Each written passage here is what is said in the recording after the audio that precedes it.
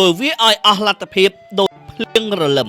នេះជាអ្វីដែលអាដាមខួងស្រេងថ្លែងទៅកាន់រដ្ឋបាលខណ្ឌទាំង14នៃរាជធានីភ្នំពេញស្របតាមអនុសាសន៍របស់សម្ដេចនាយករដ្ឋមន្ត្រីហ៊ុនម៉ាណែតរៀបចំផ្ទះយើងឲ្យស្អាតការឆបោកតាមប្រព័ន្ធបច្ចេកវិទ្យា online scam Love is blind ស្នេហាធ្វើឲ្យមនុស្សខ្វាក់ភ្នែកលេងឃើញអ្វីទាំងអស់ភាពលុបលន់ក៏ធ្វើឲ្យមនុស្សងងឹតងងល់មើលឃើញបែងចែកអ្វី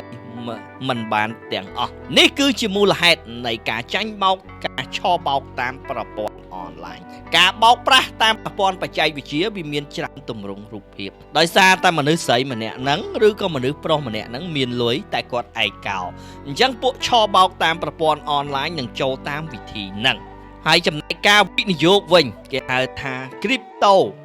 investment ឬក៏ការវិនិយោគបោកប្រាស់ណា Sam Bankman-Fried គឺជា team ឬក៏សាកលវិទ្យាធិការរងរបស់ Harvard ណាគាត់ជាប់ទោសឬក៏ត្រូវបានតុលាការឬក៏ត្រូវបានជាប់គុកនៅកាលីហ្វ័រញ៉ារយៈពេល25ឆ្នាំហើយថ្មីនេះខាងដោយស្ថាប័នខ្លះបាននិយាយថាគាត់មានតែ$8,000 លានទេអាទ្រព្យសម្បត្តិដែលបង្ហាញតែខាង Forbes ទស្សនាវដ្តីអង់គ្លេសនិយាយថាអត់ទេគាត់មាន$25,000 លានអូខេនៅបរទេសតើសហរដ្ឋអាមេរិកបានកញ្ចាប់ពួក scammer online អស់ពីទឹកដីសហរដ្ឋអាមេរិកហើយឬនៅការឆបោកតាមប្រព័ន្ធអនឡាញដែលស្របច្បាប់នៅសហរដ្ឋអាមេរិកឲ្យពិភពលោកបានស្គាល់ទៅកម្ពុជាបានបំផ្លាញអនឡាញហើយប្រទេសឯងមានយ៉ាងណារឿងរបស់ឯងទៅចោះ$7.2 million theft to Joel Ortiz. And I got this notification that said someone had logged into my account from Boston, Massachusetts. And I thought, who the is logging into my account from Boston? Bankman-Fried was investing. Once hailed as the so-called next Warren Buffett, he is serving a 25-year federal prison sentence in San Pedro, California, for orchestrating one of the largest financial frauds in history and stealing more than $8 billion from FTX customers, in part to fund those investments.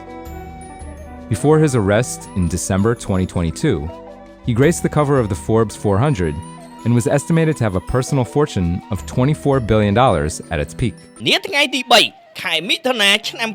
2026នេះគណៈបញ្ជាការឯកភាពរដ្ឋបាលខណ្ឌទាំង14ក្រោមការដឹកនាំបញ្ជាផ្ទាល់របស់ឯកឧត្តមខួងស្រេងអភិបាលនៃគណៈអភិបាលរាជធានីភ្នំពេញបានចុះត្រួតពិនិត្យតាមទីតាំងអគារខុនដូអាផាតមិនបុរីផ្ទះស្នាក់និងសន្តាគារមួយចំនួនក្នុងគោលដៅ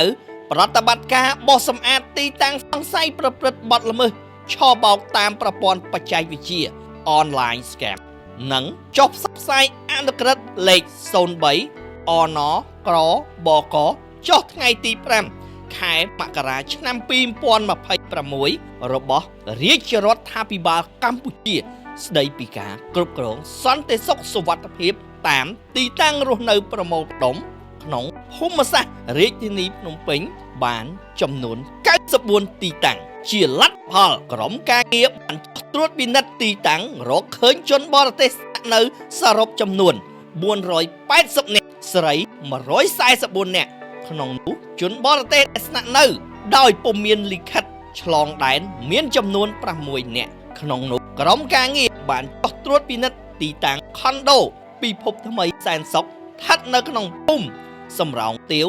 សង្កាត់ក្រាំងធ្នង់ខណ្ឌសែនសុខចំនួន8អគាររកឃើញជនបរទេសស្នាក់នៅ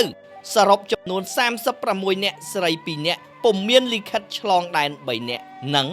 បានរកឃើញបទល្មើសឆបោកតាមប្រព័ន្ធបច្ចេកវិទ្យាមួយករណីនៅអគារទី5ជាន់ទី12បន្ទប់1201ដោយខាត់ខ្លួនជនសង្ស័យជាជនជាតិចិន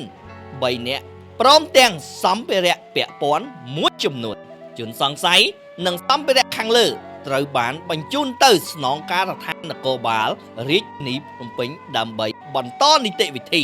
ហើយចំនួនទីតាំងពាក់ព័ន្ធករណីនេះក្រុមការងារបានសម្រេចឃ្លុំបណ្ដោះអាសន្នជាមួយគ្នានេះស្នងការដ្ឋាននគរបាលរាជធានីភ្នំពេញបានអនុវត្តការផាកពិន័យចំពោះម្ចាស់